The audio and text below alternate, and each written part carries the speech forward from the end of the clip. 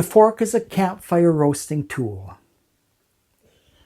Let's look at the fork at a campfire, used for roasting a hot dog. In this context, the fork becomes an extension of the body, in a way to avoid the danger of being burned by the heat of the fire or the coals.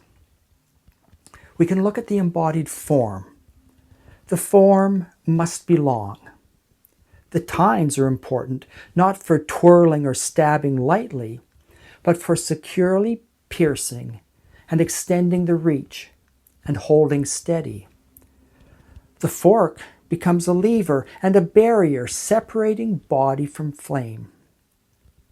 Form is felt through balance and reach. The hand guides from a distance.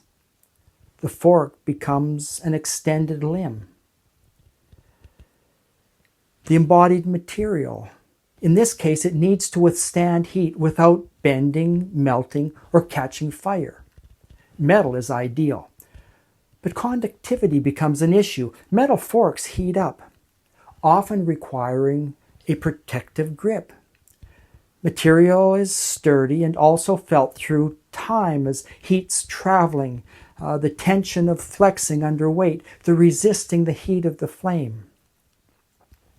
We can look at the embodied purpose.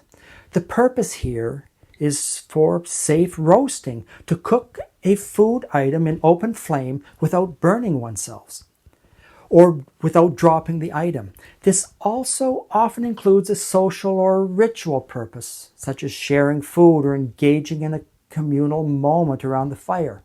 The intent is both practical and symbolic, feeding oneself and participating in the age-old practice of fire cooking. We have the embodied function.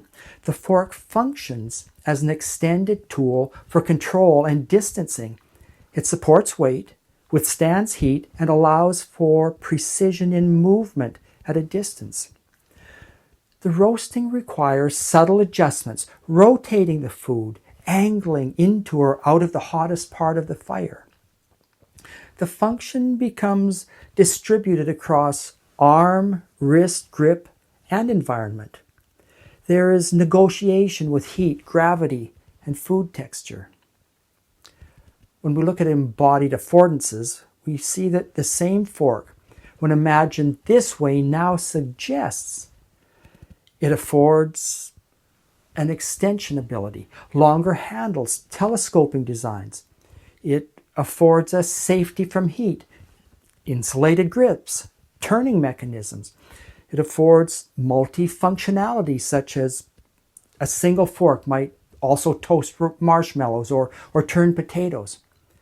The campfire fork invites innovation and caution. It redefines the fork as a part of a system of bodily safety, nature, and food preparation. The contextual insight here is that we see that context generates a new identity for the object. This is no longer a utensil for table etiquette. It's a safety prosthetic, a bridge between human needs and the cooking environment.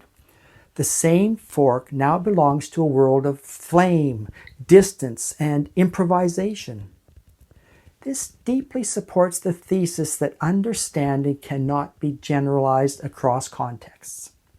It must be felt and enacted within them.